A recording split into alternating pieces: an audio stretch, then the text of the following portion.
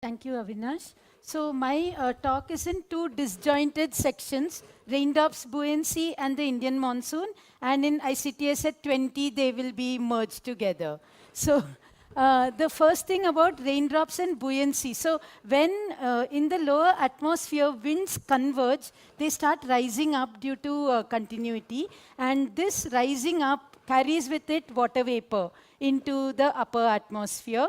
And you know that the temperature in the atmosphere keeps decreasing as you go up. So this mass of water vapor reaches a level at which this amount is enough to supersaturate given the temperature, and then you start condensing. So for condensation, you need aerosol particles or other droplets, and at this time, a cloud forms. So there's many big questions about a cloud. Nobody knows who among the patches of water vapor who are rising, the various cloud aspirants will actually become a cloud. We don't know anything about what the clouds are going to do to the climate. And this is well recognized as one of the biggest, or probably the biggest, uncertainty in our predictions of future climates. So I'll first talk about a single cloud. We're trying to understand things at a much more basic level. Our droplets will be microns in size. These are cloud droplets, not raindrops yet. And then our cloud box will be the order of a few centimeters to a meter. So we are looking at a very small section of the cloud and try to understand something. And in the short part of my talk, I'll skip to the Indian monsoon, which of course is affected by everything on the planetary scale and also affects things on the planetary scale. So the raindrops and buoyancy, there's many people who are working on it in ICTS, and in particular, I want to mention Kroor. His real name is Ravichandran, whose PhD thesis was based on this thing. So one of the big problems in cloud is called the droplet growth bottleneck. So by this, what we mean is, and this pentagon actually is supposed to mean temperature, warm temperature around this droplet. And so here's a cloud droplet. It's growing because it's living in a supersaturated environment. Water vapor is diffusing towards it. This diffusion can explain growth up to the order of 10 microns, up to a few microns. And then when the droplet is 100 microns big, further growth can be explained by coalescence due to gravity. Now, between 10 and 100 microns, we have no idea like how the droplet grows so quickly. And turbulence has been offered as one of the answers, but we still don't understand how turbulence does this. And we will be talking about one particular aspect of which is about the early growth just from 10 microns, which the traditional way of looking at it, even from turbulence, the turbulence angle, has not been able to explain. So collisions among droplets are rare but necessary. Even a few collisions can seed a few big droplets, and then those droplets can, go catastrophically into rain. The other question which we'll answer from the same kind of thought process is cloud turbulence different from normal turbulence? And we need to know the answer to this, because unless we know the answer to this, we will not be able to understand anything about cloud lifetimes. And that, as I told you, will be a big problem, including in understanding the Indian monsoon. In fact, our clouds are deep convective clouds, which are quite different from those you see in the upper tropics, and they need special understanding. So there's many, many aspects of clouds we need to understand. Let's start by looking at a basic picture of basic turbulence. All clouds, to a first approximation, are turbulent, and I need not tell anyone who's ever been in an airplane, especially in the monsoon. So you have two levels of vorticity shown by the two colors here. This is actually in a very, very small box. Vorticity is the curl of the velocity vector. And we will think of turbulence from the vorticity viewpoint. So these are vortices which are constantly changing in shape. They're stretching. They're becoming more and more strong as they stretch. They tilt. They induced velocity everywhere else. So they're interacting with each other and affecting each other. The thing that this simulation is missing is intermittency. In cloud flows, the Reynolds number, namely the ratio of inertia to viscosity, is extremely high. It's of the order of 10 million to 100 million. And given this, there will be very, very strong vortices at small scales, which these simulations are completely missing. Unless you have a very, very powerful computer, you cannot get to those very correctly. And we will need those to understand some of the things we're going to talk about. So, the point I want to make here is that droplets are not sugar in your tea. Normally, we are used to turbulence in the following way. We say, okay, like let me put sugar in my tea and I mix. If I start with an inhomogeneous mixture of, inhomogeneous bunch of sugar in one portion of my tea, turbulence is going to make it homogeneous. Turbulence does the opposite to droplets, as you can see over here. We started with an initially homogeneous mixture of droplets, but these are pushed around. So we can ignore this picture. I want you to look at this picture where you can see that droplets have effectively been centrifuged out of the vertical regions and they're collecting in the regions of high strain. So this has been offered as one reason why, large droplets can quickly form, because you're getting higher densities than you thought initially, and so collisions are more frequent. But I can argue very easily by some back-of-the-envelope calculations that these collisions, the droplets are so very dilutely dispersed in a cloud that even this enhanced collision is not enough on an average. We need something special to get the complete idea of turbulence. Okay, so what I'm going to talk about has applications in a variety of situations, not just in clouds. So we have droplets and aerosols which are sitting around in turbulence, and they are acting as condensation nuclei. Let me point this out very clearly. Unless you have a solid or liquid particle sitting there, you cannot have condensation happen even in a supersaturated environment unless you're 700% supersaturated. And that's never going to happen in a cloud. So you typically need these particles for condensation to happen. And then there's entrainment of external fluid. The water vapor field is therefore inhomogeneous. The temperature field, because of latent heat given out by these things, and also as you rise in the atmosphere, the temperature changes, that field is inhomogeneous. So you have like patches of supersaturation. Wherever you have supersaturation, you have a sink for water vapor if you have nuclei, and then these act as a source term for liquid water. I'm completely not talking about many important factors in clouds like radiation, like the Earth's rotation, shear, strong convergence, and things like that, which we would like to address in the long run. Okay, so these are the equations we solve. You need not get all of them, don't worry. This blue patch is the Navier-Stokes equation.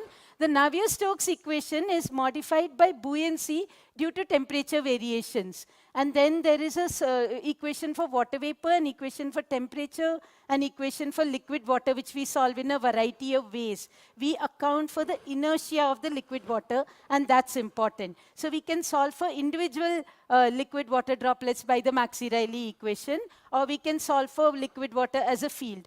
There are 8 non-dimensional parameters here, and that is the minimum you need to specify. So 3 or 4 of them are determined because it's water and air, and we know the temperatures and so on. But the other parameters are the Reynolds number, the Froude number, which is a function of inertia to gravity, and so on. The important numbers for us are these 2 things: the Stokes number of the particle and the Stokes number of the phase change. These are both measures, non-dimensional times. So like how quickly do particles move and how quickly does phase change happen. And we showed by some analysis that it's the product of the square roots of these. That's an important parameter. It gives density differences. And how this happens is the following. You have these droplets which are getting centrifuged out of the vertical regions. So condensation happens preferentially outside because you need nuclei. So condensation is happening outside the vortices. That condensation is giving rise to temperature increase outside the vortices, resulting in cold vortices. And this cold vortices will then do funny things, as we shall see. So the important parameter is an effective Atwood number, or a density ratio, which actually scales as these 2 time scales. So it's important. And so we perform those simulations, and you see the difference between a plane flow and a cloud flow. And that the cloud flow has to, I mean, this kind of difference from a plane turbulence happens when this effective Atwood number is greater than a certain number. And you know, like our analytical answer came very, very, I mean, was in very good agreement with these very complicated simulations, where we saw that, you know, the phase change effects come in at the right range of these Stokes numbers. So what can we do analytically? Right now we've solved the whole equations, and that's not much fun. We got some answer. So I will show you Jason's simulation of one vortex. You'll see the droplets collecting in one place. We wrote down the equations for just one vortex. And we can actually write these down analytically. And we showed that there is an important time scale, length scale associated with this whole process. The length scale is just the particle response time. These are inertial particles which take time to respond to the flow. And the particle response time times the circulation of the vortex. So it's just the square root of these, which is an important length scale. In this length scale, we can write the equations in a parameter-free form, and it's in the form of a singular perturbation problem. So it's singular perturbation because everything inside this length scale, and I've drawn the droplets in green color, the vortex is sitting there, and everything outside is in red color. So in the inner region, you have ballistic evacuation, and that you can do analytically. In the outer region, these droplets come slowly together. So you need this ballistic evacuation for droplet growth to take place. And that is something we'd like to show. So let me show the movie.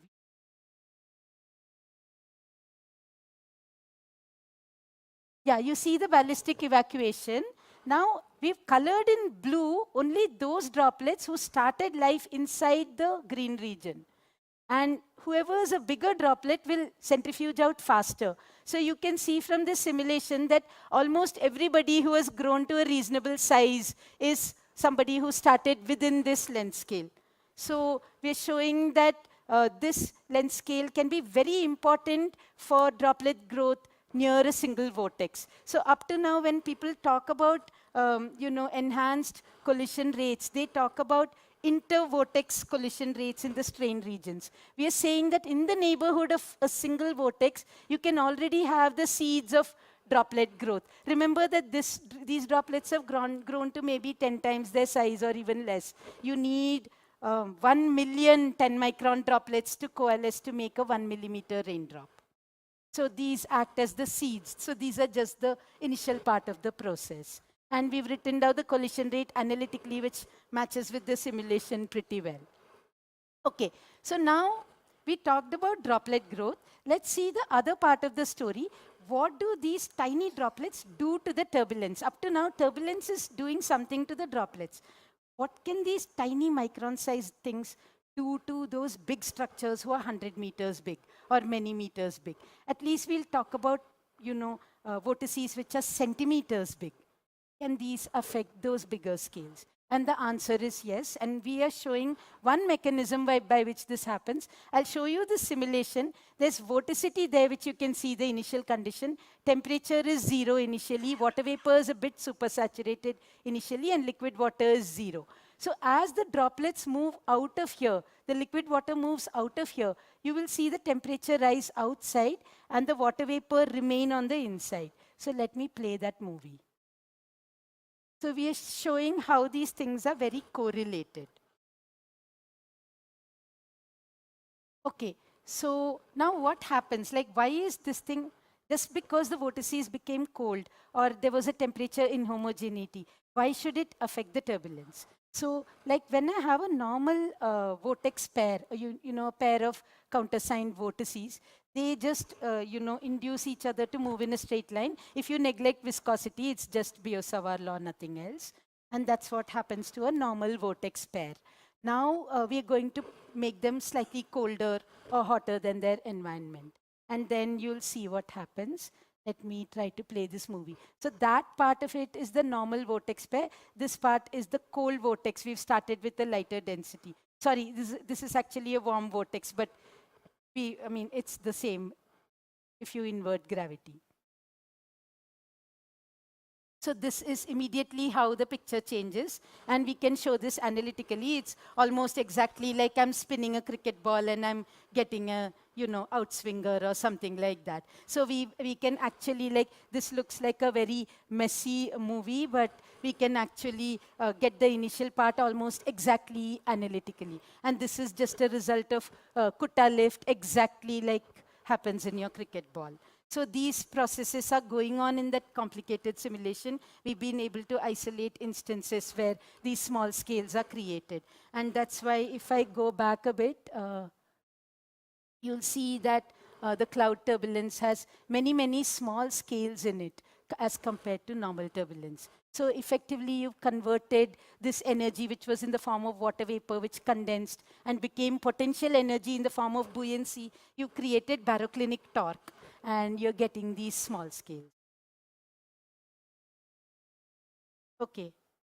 So the summary so far is basically, I've shown you that we can enhance droplet growth by evacuation near vortices. We can show this analytically, and we've shown that there's a special length scale near the vortices. For that length scale to become operative, you need strong vortices. Basically, you need intermittency in turbulence, and about 1% of all vortices are intermittent, and a small fraction of those are going to, a small fraction of the droplets around them are going to become the seeds for future growth of droplets. And then we looked at these droplets and we said these tiny droplets are actually affecting the big structures by creating things like Kutta lift. There are many mechanisms like Kutta lift that we can identify.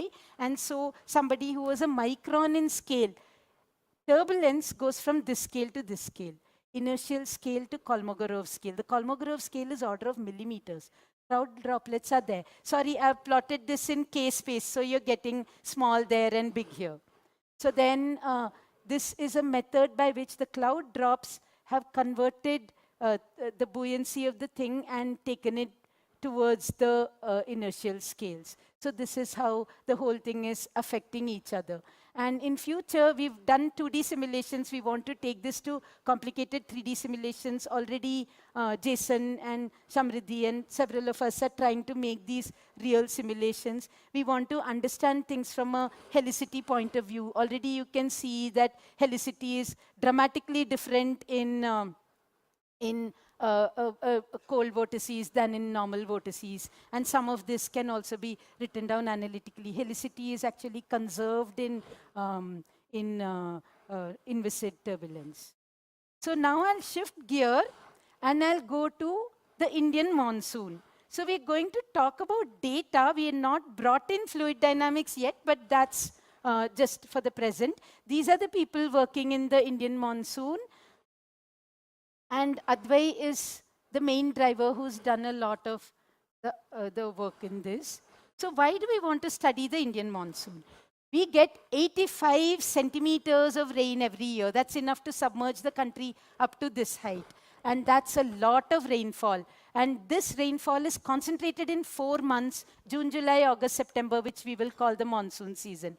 Compare that rainfall to what happens in a typical European place. And that is just uniform at like 6, whereas this goes up to 30 centimeters in a given month. And India, as we know, is completely, the rivers are mainly rain-fed. So we are dependent on rainfall to get water in our rivers. It's effectively going to, I mean, every year we go into this thing where, you know, our economy responds so much to even a delayed onset, let alone a bad monsoon. And so because it's a question of food for 1 billion people, it's an unanswered problem. It's the biggest monsoon in the world, the Indian monsoon. So, and it affects things at other regions on the planetary scale. Now, the onset of turbulence. So what Sulochana Gadgil has done in this picture is that she's lined up all the onset dates and just plotted the rainfall from day -70 to day 90. You see how sharp the onset is. You can get something like 3 centimeters of rain all over India on an average on the first few days of the monsoon season. So it's a very, very dramatic event. Okay, so this is just a typical monsoon of the year 2008. If I look at the rainfall over India, it's very difficult for me to make any sense of this. I see patches of rain, and then like, how do we analyze this? How do we understand this? So different people have approached this in different ways, but we are going to approach it in a way different from everybody else. So they will usually do a proper orthogonal. This is just rainfall over each day. So different days, you just see where it's raining. So this is rainfall in millimeters. So in some places, it's pretty high, as you can see. So then, so as we, try to analyze this, people have done various things like look at the dominant modes and things like that. So, so what we do is something completely different. We have the fundamental belief that all this is being driven by an underlying dynamics, and the randomness we see is due to other factors sitting on top of this underlying dynamics. So if we are going to try and capture the underlying dynamics, we have to look at it, look at the rainfall as a probabilistic manifestation of this underlying dynamics. So on a given day, so like these are, don't worry if you can't understand this plot. These are various locations. There are 357 locations over India where we have rainfall data every day for the past 111 years, 120 years or so. But we've done the analysis with 111. So on each day, like if I'm in this location, I will call myself wet or dry, just 0 or 1. And so I'll call myself wet if my rainfall, probabilistically, there is a high probability that I'll call myself wet if the rainfall here is above a certain amount compared to my average, and if my neighbors are in a wet state, and if yesterday and tomorrow I was in a wet state. So based on a probability distribution, I'll decide whether each location is wet or dry on a given day. So it depends on the data and the neighbors. So inherently, this model looks for spatial coherence. As you can see, it biases towards spatial and temporal coherence. And that's the whole idea. So that's basically what we're doing. I won't go into the details. So this is an example of cloud cover 2 years ago. And you see that the raw data looks very patchy. There's clouds here and there, but you can't make sense of this. Whereas by the Markov random field description that I told you about, we're getting like cloud, a nice cloud band. And now we can imagine studying the dynamics of this over succeeding days. So we can actually see how cloud bands move and so on. That's not what today's talk is about, because that's in the future. So what we've done is the following. We made patterns of these zeros and ones for every day. And then we asked what dominant patterns emerge in this everyday thing. So then we saw that we did this analysis in many different ways, and we saw that there are 10, basically 9, ignore the last one.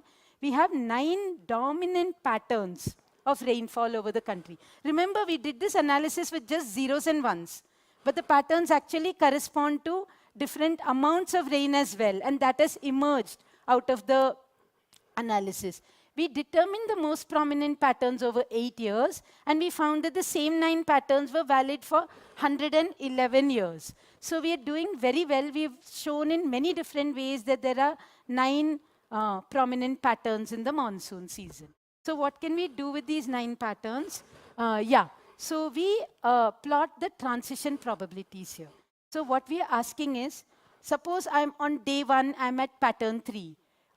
Today I'm at pattern 3. Tomorrow will I jump to 5? Will I stay in 3? Will I jump to 8? What will I do? So how are these patterns changing over time? So then we plot the transition probabilities, and whether you do it for 8 years or 111 years, you get a similar pattern. So you see these block diagonals, and you see that the probabilities are relatively high within the block diagonals. Ignore the 10th state for now. I'm going to talk about the 10th state in a little while. In these block diagonals, you have probabilities. So I've not arranged the patterns in order. I've interchanged their orders. And so if today's pattern is this, it's very likely that tomorrow's pattern will be within the same family. So there's 3 families here. 1, 2, 3, this and this. So what do those families look like in terms of the patterns? And I hope you see something nice here, that the first pattern is shown in the green. It consists of relatively dry states. The second and third pattern are two kinds of wet states. One corresponds to rain over central India, and of course the Western Ghats, it rains all the time, even in the dry days. So this is rain over central India. This is more like rain over northeastern India. So it's no real coincidence that these are sticky families. So if I'm in this state, I'm more likely to jump into one of these states rather than jumping out of the state. So I have a typical residence time of 2.7, 2.5. And remarkably, it's the dry phase in which we stay for a long time, even though we're in the middle of this dramatic monsoon season. So this is about the sticky families. We've come up with some other results to do with these sticky families. But before I close, I'll just talk about the pattern 10. The pattern 10 is proxy for all extreme rainfall days. So in every year, there are 2 to 7 very high rainfall days which don't fall under these 9 patterns. They are completely different. And these are extreme events which we have to deal with separately. They are the wettest events. So you can see that there's immense possibilities with this. This is just a beginning. So these are the works I couldn't talk about today. The students are in the audience, so you can talk to them. So this is the summary. Basically, I talked about the cloud, and about the Indian monsoon, I can say that we are making a promising start. So thanks for your attention.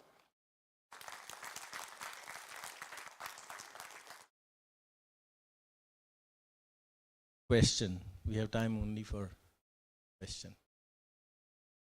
There's a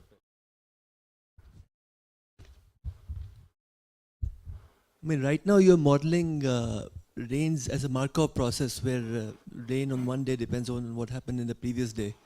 There may be hidden factors which kind of drive this Markov chain. Do you do some of that kind of analysis? Absolutely, absolutely. There's a lot of hidden factors.